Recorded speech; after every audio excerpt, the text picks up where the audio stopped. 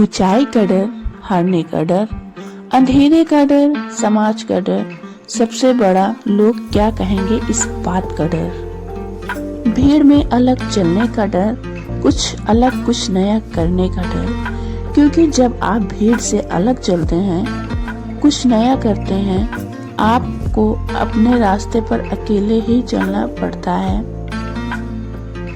और अपने रास्ते के लिए बिना किसी के सहारे के लिए और अपनी मुश्किलें हल करने के लिए बहुत हिम्मत चाहिए, जो हर किसी में नहीं होती है, लेकिन डर के आगे जीत है। यह बात तो सबने सुनी ही होगी।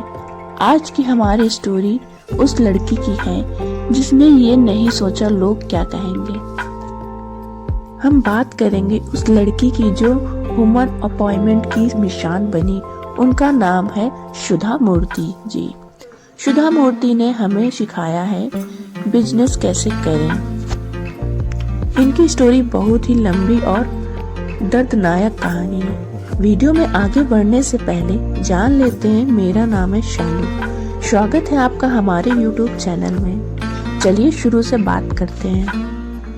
एक बार सुधा मूर्ति एक रेस्टोरेंट गई।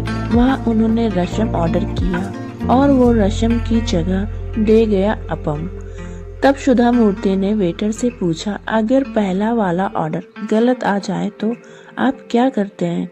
तो वेटर ने कहा, उसे हम फेंक देते हैं, दोबारा आपका ऑर्डर लेके वो बनाते हैं। लेकिन सुधा मूर्ति ने दोबारा असम नहीं मंगाया, वही अपम खाकर आ गई। बेशक अपने वाला टेस्ट ना हो, लेकिन खाना कभी वेस्ट ना हो, ऐसी सोच रखती थी सुधा मूर्ति।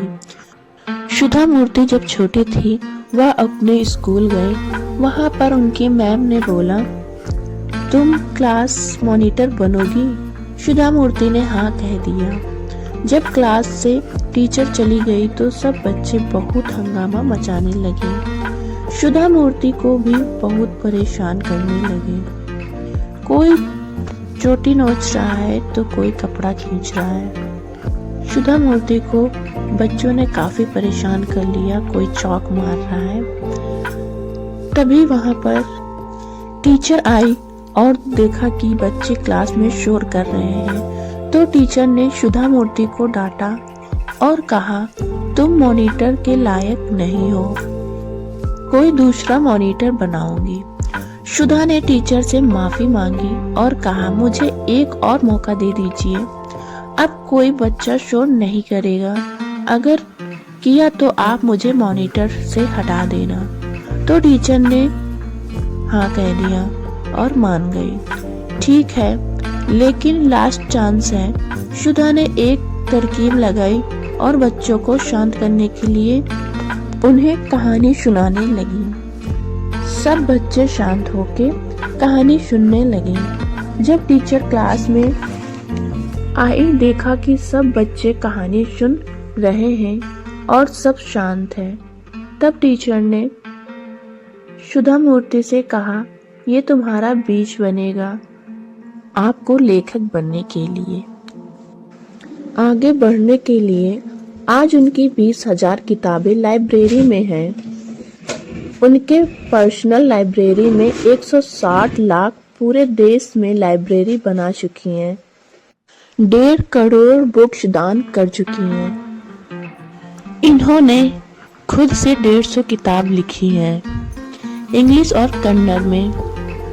सुधा मूर्ति के घर में 3 रूम हैं, लेकिन जब उनसे इंटरव्यू में पूछा गया कि आपके घर में कितने रूम हैं, तो वो कहती हैं 2, क्योंकि तीसरा रूम इन्होंने किताबों का लाइब्रेरी बनाया हुआ है। जो इनके दामाद हैं वो बन गए प्रधानमंत्री। फिर एक दिन उनके दामाद ने कहा, माँ आप न 4 कमरे बनवा लो। तो उनकी माँ ने हाँ कह दिया और बनवा ली 4 कमरे। फिर उनका इंटरव्यू हुआ और पूछा, कितने रूम के मकान में रहती हैं आप? उन्होंने फिर से 2 रूम बोला। अब उनकी बेटी और दामाद हंसने लगे। 4 कमरे बनवा दिए हैं, अभी भी 2 कमरे बोल रहे हैं। फिर दामाद जी ने फोन करके कहा, आपने इंटरव्यू में 2 कमरे बोले। तो सुधा मूर्ति ने बोला, जो चौथा कमरा था उसको बुक लाइब्रेरी बना लिया। सुधा मूर्ति की 1968 की स्टोरी आपको बताते हैं। सुधा मूर्ति ने अपने पिताजी से जिद की, मुझे इंजीनियरिंग करनी है। उस समय कोई इंजीनियरिंग नहीं करता था। उनके माता पिता ने कहा, तुमसे कोई शादी नहीं करेगा, ये जान के कि लड़की लड़कों के साथ पढ़ती है और पूरे कॉलेज में सिर्फ एक लड़की लड़कों के बीच में है।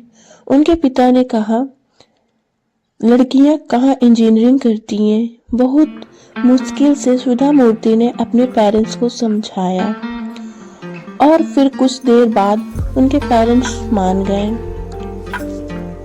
एडमिशन के लिए मान गए।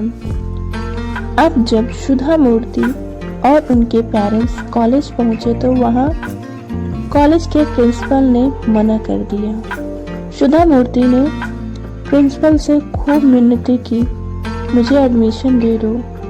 फिर कुछ देर बाद प्रिंसिपल मान गए, लेकिन मेरी एक शर्त है, जो टेस्ट होगा वो टेस्ट मैं सेट करूंगा। सुधा मूर्ति ने कहा, ठीक है, जैसी आपकी मर्जी। और उन्होंने बहुत ही कठिन टेस्ट लिया, लेकिन सुधा मूर्ति ने उसको भी निकाल लिया। उसमें वो पास हो गई। प्रिंसिपल हैरान। प्रिंसिपल ने जानबूझ के कठिन टेस्ट लिया था ताकि सुधा बेस्ट न कर पाए, टेस्ट से निकल जाए।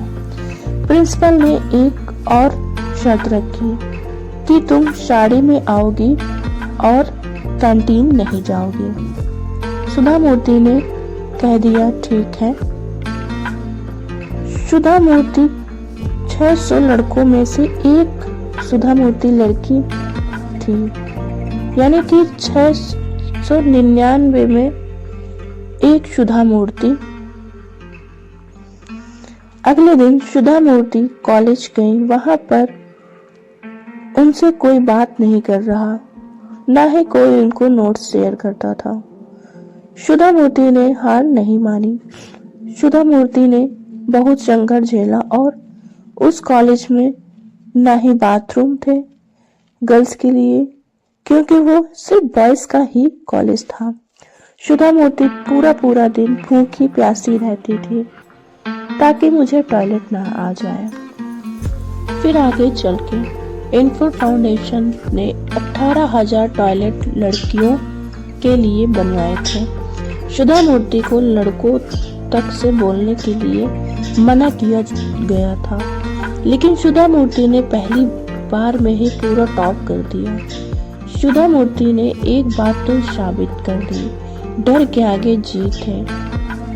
आप मेहनत करते हो तो कामयाबी आपके कदम जरूर चूमेगी। अब इनकी इंजीनियरिंग खत्म हो गई, एमटेक करने चली गई। उनको पता चला कि टाटा के टेलको के अंदर वैकेंसी आई है, नौकरी मिल रही है। उन्होंने चिट्ठी लिख दी डियर टाटा को। उन्होंने उस चिट्ठी में लिखा, मैं आपसे बहुत नाराज हूँ कि लड़की अप्लाई नहीं कर सकती है। आप हमेशा भविष्य की सोचते हैं, तो आप कैसे लड़का और लड़की में अंतर कर सकते हैं। यहाँ पर मैं आपको बता दूं कि इस देश की प्रोग्रेस तब तक नहीं होगी जब तक औरत को इन्वॉल्व नहीं करोगे। डियर टाटा, आप लड़का और लड़की में भेदभाव करते हैं। फिर क्या था, टाटा ने अपने रूल्स बदल दिए।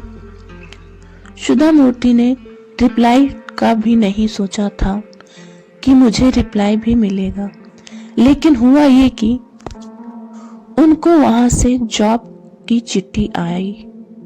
फिर क्या, उनकी जॉब लग गई।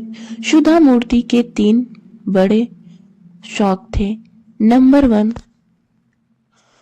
पढ़ना। दूसरा, मूवी देखना। वैसी फिल्में देखती थी जिससे उन्हें कुछ सीखने को मिलता था। तीसरा, उनको साड़ी खरीदना उनको बहुत ही ज़्यादा पसंद था। एक बार वो काशी गई और वहाँ एक पंडित ने कहा, तुम अपनी सबसे ज़्यादा पसंद चीज़ में से एक चीज़ छोड़ दो। तो सुधा मूर्ति अब सोचने लगी कि मुझे तो पढ़ना, मूवी देखना और साड़ी बदल बदल के पहनना सबसे ज़्यादा पसंद है। अगर पढ़ना छोड़ दूँ तो दूसरों का फ़ायदा नहीं होगा। मूवी छोड़ूं तो वहाँ से काफ़ी चीज़ सीखती हूँ। मैं दूसरों को क्या सिखाऊंगी। साड़ी अगर खरीदना छोड़ दिया तो दूसरों का नुकसान नहीं होगा। तब बहुत सोच विचार के सुधा मूर्ति ने पंडित जी से कहा, चलो साड़ी लेना छोड़ दूंगी। उन्होंने तब से आज तक कभी साड़ी नहीं खरीदी। उसी दिन से उन्होंने ये भी सोच लिया था कि साड़ी तो साड़ी, अब मैं फालतू चीज भी नहीं खरीदूंगी। तब से आज 21 साल हो गए सुधा मूर्ति ने साड़ी नहीं ली। जो उनके पास थी वही पहनती हैं। एक बार इनका बेटा रोहन अपने दोस्त के बर्थडे पार्टी में गया। वहां जाकर देखा कि कितनी गजब की पार्टी है। हर चीज खाने को है और डेकोरेशन भी बहुत गजब की थी। यह सब देख के रोहन के मन में विचार आया कि मैं भी अपना बर्थडे ऐसे ही करूंगा। वो घर गया, अपनी माँ सुधा मूर्ति से कहा, माँ मेरा बर्थडे आने वाला है, मैं भी अपना बर्थडे बहुत ही अच्छा करूंगा, मुझे बस 50,000 रुपए दे दो। सुधा मुस्कुरा दी। सुधा कहाँ सिंपल लेडी, कहाँ मानने वाली थी।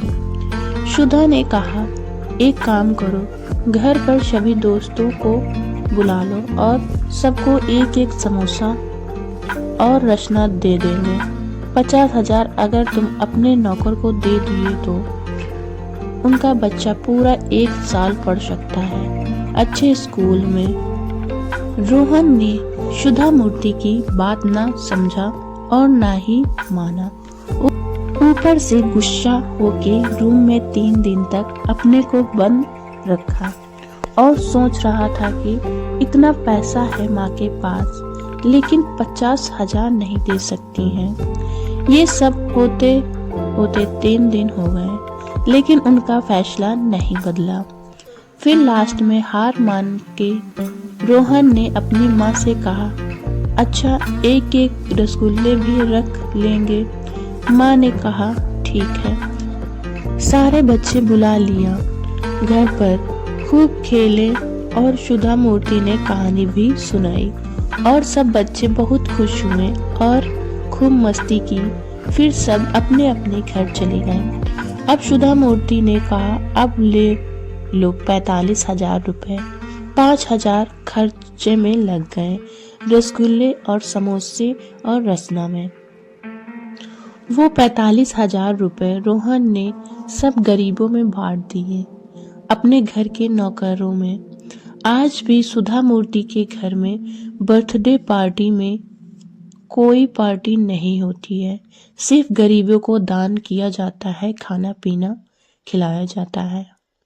सुधा मूर्ति के स्टोरी काफी लंबी है, जितना जानना आपने उतना ही कम है।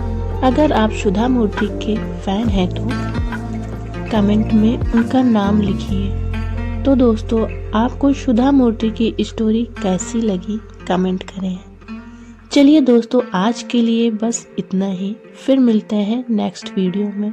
अगर आप मेरे चैनल पर पहली बार विजिट किए हैं तो चैनल को सब्सक्राइब करें। Bye bye.